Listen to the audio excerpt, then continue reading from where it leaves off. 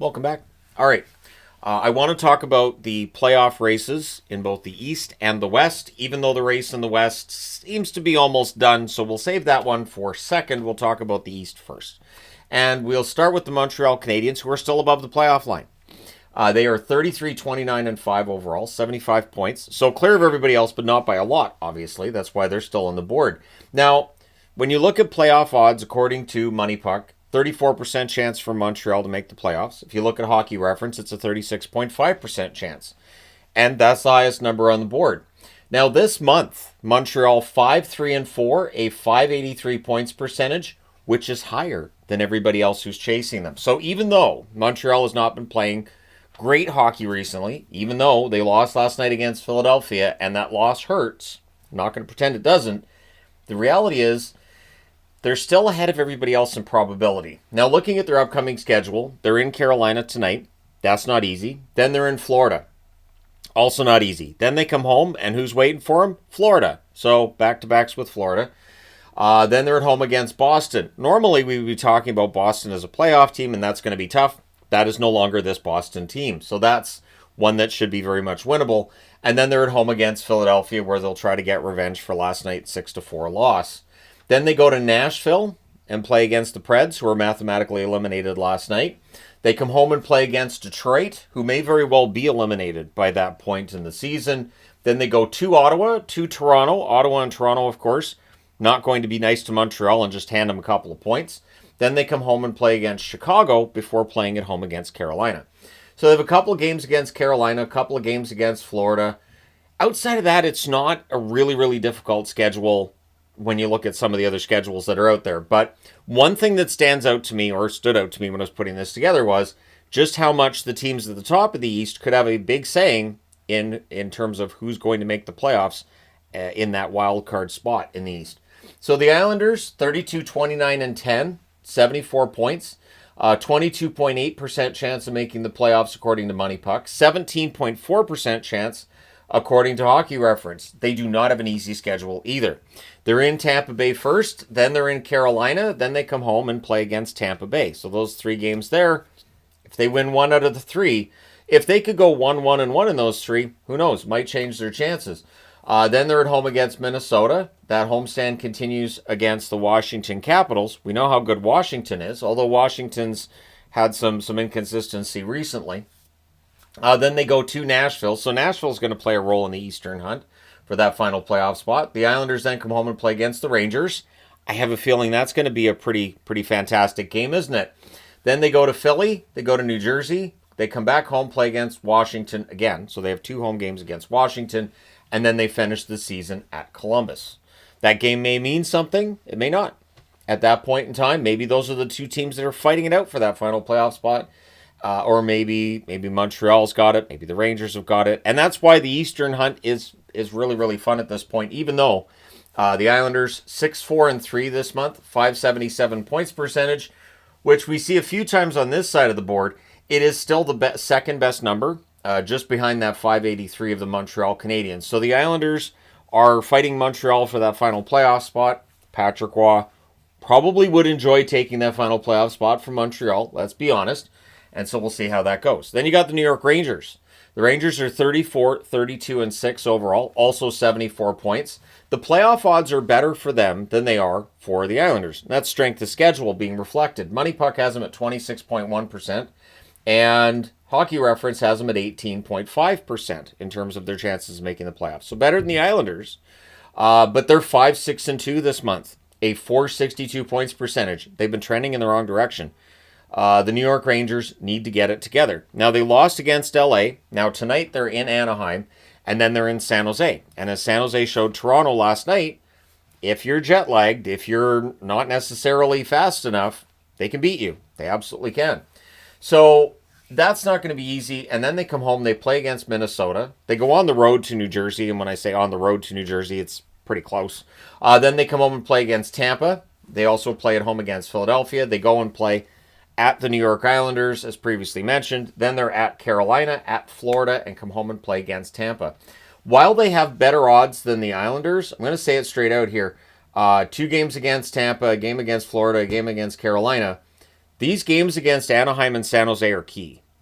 In the event that the New York Rangers come out and they lay an egg against Anaheim, or if they're not able to get that win over San Jose, their playoff odds are going to drop off precipitously, regardless of what anybody else does, because then the rest of their schedule, not quite so easy. And yeah, so New York needs to win the games in Anaheim and San Jose. Otherwise, they're in some trouble. And of course, being below the playoff line at this time of the year, there's trouble. Columbus, 32, 29, and 9 overall, 73 points. In terms of odds of making the playoffs, 16.8% chance by Money Puck, 27.1% chance by Hockey Reference. I guess they like their schedule. Columbus, 3-7-1 this month for a 318 points percentage. I almost said safe percentage. The goaltending hasn't been 318. Nobody's goaltending is that bad. But for Columbus, because of the fact that the teams ahead of them aren't really running away with things, it's let them stay in the hunt. It's absolutely which they would not be in the West. I think it's interesting, too, that the points that you need to make the playoffs in the West are going to be a lot higher than in the East. And this is where everybody jumps in and goes, hey, the East is way better than the West. But is it? Is it this year? So, 3-7-1 this month. Now, tonight they're at home against Vancouver, or the Columbus Blue Jackets. Then they go to Ottawa, play in Ottawa. That's not going to be an easy one. Then they're at home against Nashville, who are out. And as previously mentioned, Nashville shows up on a few of these teams. Are they against Detroit? No. Detroit does not have a game left against Nashville. So after the game against Nashville, Columbus is at home against Colorado. We know how good Colorado is. Then they go to Toronto. They go to Ottawa. And then play at home against Ottawa. Yeah, 3 games against Ottawa. Columbus's season basically comes down to if they can beat Ottawa 3 times. First off, if they can beat Ottawa all 3 of those games, it might make things bad for Ottawa. Ottawa's 6 points ahead of Montreal, though. I really don't think that's a problem. But then after that back-to-back against Ottawa, Columbus is at home against Buffalo. Winnable, yes, but Buffalo's playing well right now. Then they're at home against Washington. They play at Washington, so that back-to-back with Washington, if they can even get a victory there, they could do a lot to help themselves out. Then they're at Philadelphia, and they end the season at home against the Islanders, as previously mentioned. So Columbus's schedule might be the most interesting one on the board because they do have 3 games against Ottawa. They have the back-to-back against Washington. If they play up to those teams and if they're able to eke out some points, they could end up snatching that last playoff spot. Then there's Detroit. 33, 33, and 6, 72 points. 3.9% chance of making it on Money Puck. 3.6% chance of making it according to Hockey Reference, and they're 3-10 this month, the worst record in the NHL in the month of March. 231 points percentage. It's been kind of ugly. A lot of grunting from Mickey Redmond over the recent play. So they're at home against Boston tomorrow. Well, that's a winnable game right there, but then it gets worse. They go to St. Louis. We know what a juggernaut St. Louis has been. They come home for 2, first against Carolina and then against Florida, so not easy there. Then they go to Montreal, could help themselves out with a win there. But then they're in Florida. From Florida, they go to Tampa and play against the Lightning. Then they come home and play against Dallas before finishing the season on the road at New Jersey and then at the Toronto Maple Leafs. So it is not an easy schedule for Detroit. They are still mathematically alive, but the likelihood is seen as it's a pretty extreme unlikelihood that they're going to make it. So yeah, for Detroit, this is tough. And, of course, you have to pass these 4 teams while having a really strong record. And they already have more games played than teams they're chasing. It just, the math doesn't math very well on their behalf. Now, getting into if we get a matchup that I'd like to see. Honestly, in the first round for Washington, I'd love to see either Montreal or Columbus. Now, obviously, the Islanders or the Rangers could be in there, too. I'm not saying I wouldn't like those series. But for me personally, if it was Columbus with the year that they've had and they make the playoffs, say on the final day against the Islanders, and they get a matchup against Washington, that could be really fun, seriously. And for Caps fans, 2018 in that first round, I believe it was against Columbus that they got through and then they ended up winning a cup, so maybe they want that. But Montreal, the story just writes itself. They're not expected to be here. Whether they do or don't make it, this season will be considered a success. So I'd love to see that. And I want to see Florida against Ottawa. I'd like to see Florida win the division just because if it's Tkachuk against Tkachuk, at some point in time, do they get into a little bit of a scrum with one another, right? Because they're always in the middle of every scrum. At some point in time, you would think over a 7-game series, which would leave us with Toronto, Tampa Bay, and Carolina and New Jersey as well in the East. But Carolina, New Jersey, that's been a set matchup for a while now. All right, so with the East done, let's go over and check out the West. Minnesota looks pretty home and cold. 41, 27-5 overall, 87 points, and a 92% chance of making the playoffs, according to Money Puck. I didn't even get into the hockey reference side of it because why? I guess I can. Sure, I can put up the hockey reference numbers for these top two teams, but they're going to make it. All right, so from hockey reference, it's 96.2% the chance for Minnesota to make the playoffs. So they're pretty clear. 7-5-1 this month, 577 points percentage, so same as the New York Islanders. And for Minnesota, their upcoming schedule is as such. They're at home against New Jersey. Then they go to New Jersey, so both games against New Jersey back-to-back this year. Then they're at the New York Rangers, at the New York Islanders. So for the next 4 games, they don't see a Western team. But they're against Eastern teams that they should be able to do well against. Then they're at home against Dallas. They're at home against San Jose. And then they're on the road for 2. First in Calgary, then in Vancouver. And then they finish the season at home against Anaheim. They don't need a ton of points here either. They don't need to have a great record down the stretch. Just kind of win one, lose one, and they should be in the playoffs with absolutely no concern whatsoever. And then there's St. Louis, who are charging towards that number 1 wildcard spot currently occupied by the Minnesota Wild. 39-28-7 record for St. Louis. 85 points. 73.1% chance of making the playoffs according to Money Puck, and a 71.8% chance according to Hockey Reference. Everybody in the East on this side of the board very, very jealous of Minnesota and St. Louis's position in the West. And St. Louis 11-2-1 this month, 821 points percentage. Absolutely ridiculous numbers from the St. Louis Blues this month. So the next game is at Colorado, and they're going to get to know the Avs pretty well. Who knows? Maybe they play against them in the playoffs at some point. Then they come home and play against Detroit, against Pittsburgh, and then Colorado rounds out that homestand before they go to Winnipeg, they go to Edmonton, they go to Seattle, and then they come home and play against Utah to round out the season. A game which even a couple of weeks ago I thought, that St. Louis-Utah game could decide which one of the two of them gets into the playoffs, but St. Louis has continued to grow and win, and Utah has sputtered a bit, so it has definitely changed that narrative a lot, actually. I was considering putting Utah on the board, and I thought, they're 10 points out. I can't justify it. I can barely justify calling it a race in the West at this point because St. Louis looks like they've got it. But Vancouver, they're making the effort, right? 34-26-12 record, 80 points. According to Money Puck, they have a 19.2% chance of making the playoffs. Hockey Reference, 14.7% chance. They're 7-5-1 this month, same record as Minnesota, the 577 points percentage, the same as the Islanders, Minnesota, and the Calgary Flames as well. So a lot of teams with around the same record, and this is where it gets difficult this time of year. When somebody says, well, why is it my team can't climb the standings? I don't see why people say it's so hard because there are so many 3-point games. There are so many teams that have very similar records. Moving up becomes more and more difficult this time of year, unless you go on a run like the Blues have. So for Vancouver, the remaining schedule, they're at Columbus tonight. Then they're at Winnipeg. We know how good Winnipeg can be. And while Vancouver's got a recent victory over them, I'm sure Winnipeg will remember that. Look at what Tampa did to Utah last night, for example. Then the Canucks come home. They play against Seattle. Seattle has given them conniptions over the years. Then they play at home against Anaheim, which is not easy either. And then they're home against Vegas. Following that, they go on the road to Dallas and Colorado.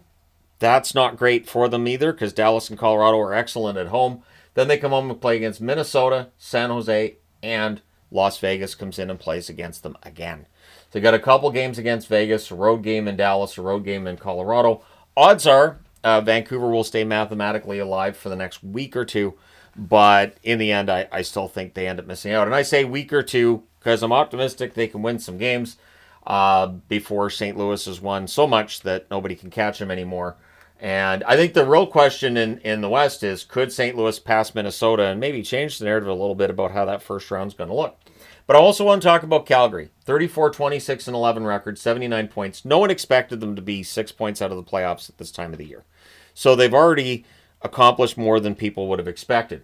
They have an 18% chance of making the playoffs according to Money Puck, 18.2% chance according to Hockey Reference. The one thing the Canucks and the Flames have is they do have games in hand. I believe they both have games in hand on St. Louis. But the odds of them making it are still very, very. It's unlikely. So Calgary 6-4-3 this month, the same record as the Islanders, 577 points percentage, and interestingly enough, with 79 points, if they were in the East, they'd be ahead of the Montreal Canadiens. But in the West, they're not near that playoff line. It's just fascinating to me. So for Calgary, their next game is in Edmonton. We know that no matter who's playing for the Oilers, no matter who's playing for the Flames, that matchup's always a lot of fun to watch. Then they're in Colorado. So the Avalanche are going to have some say in terms of how this all shakes out too. Then Calgary's in Utah. They come home and play against Anaheim. They play at home against Vegas. I keep wanting to say in Vegas. I'm not sure why, but they have a home game against Vegas. Then they play in San Jose, in Anaheim. Come home and play against Minnesota, San Jose, Vegas, and then they end the season at LA against the Kings, a team which has the best home record in the National Hockey League. So for the Flames, their odds have definitely fallen from where they were, say, a month ago. But I think for the Flames, this has been a season of growth, and it's shown that I don't think they need a full rebuild. I don't think there ever needs to be a teardown. And this summer, who knows? Maybe they can build things up. Maybe they can bring some players in and get better. So it is going to be interesting to see who makes it on this side. Montreal's still the favorite, but that's going to change between now and when the playoffs start. Now, if I got matchups I'd like to see in the West, it would be Winnipeg and Minnesota. The last time they played against each other, I know my wife enjoyed watching it. It was a fun series. I enjoyed it myself. That would leave Vegas against St. Louis. I think that would be fantastic. That series, you got Pietrangelo and Barbashev against the Blues, and the Blues trying to, take this run they've been on lately and keep it going in the playoffs. That could be fantastic. Dallas against Colorado is going to be a fantastic series. And I've said this recently, I'll say it again here. I think Colorado would win that series. But 7 games, possibly. And if it goes to Game 7, Pete DeBoer has a pretty good Game 7 record. And of course, LA Edmonton, it just feels like every year that's what we're going to get. Although this year it does feel like it might be a little bit different, that LA may very well be able to take out the Oilers. The Oilers have not looked like a contending team recently, so we'll see. And I know that they're dealing with a lot of injuries, but there's just some things with the Oilers that still stick in the back of my mind and tell me, maybe this team isn't going to go that far this year. But we shall see. Let me know your thoughts in the comment section below. Who do you think makes it in the East? Is it going to be Montreal? If so, why? And let me know which team you think is a dark horse, should they make it, is going to be dangerous for a run. Personally, I think if the Rangers end up making the playoffs, they'll be a pain in the to take out. I do. I think they'll be an absolute pain to take out because there's still a good team there. There's a really good goaltender named Shesterkin, and if the team's healthy and motivated, and if it's the Rangers against the Caps, a rematch of the first round last year, who knows what might happen? But let me know your thoughts. Hit like and subscribe if you haven't done so already. Thank you guys so much for all your support. It's greatly appreciated. I will talk to you again soon.